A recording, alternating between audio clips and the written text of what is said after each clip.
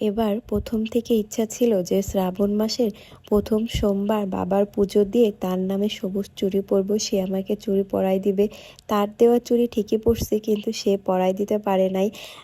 পরিস্থিতির কারণে আমরা দুইজন দুই জায়গায় রইছি। সবাইকে দেখলাম, সবার ভালোবাসার মানুষ সবাইকে চুড়ি পরাই দিছে।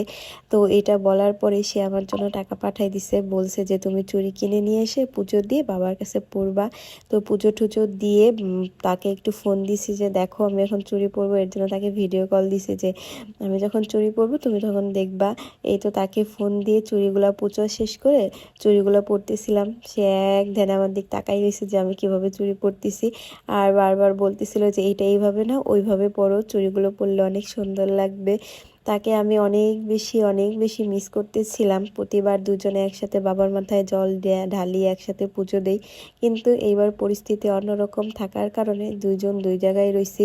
তাতে কি হয়েছে, দুইজন শীঘ্রই খুব তাড়াতাড়ি আমরা একসাথে হয়ে যাব। বাবা যেন আমাদের বিপদ আপদ থেকে মুক্তি করে। সবাই আমাদের জন্য একটু আশীর্বাদ করবেন এবং আমাদের ভালোবাসা দিবেন, যেন আমরা এই খারাপ পরিস্থিতি খুব তাড়াতাড়ি কাটিয়ে উঠতে পারি।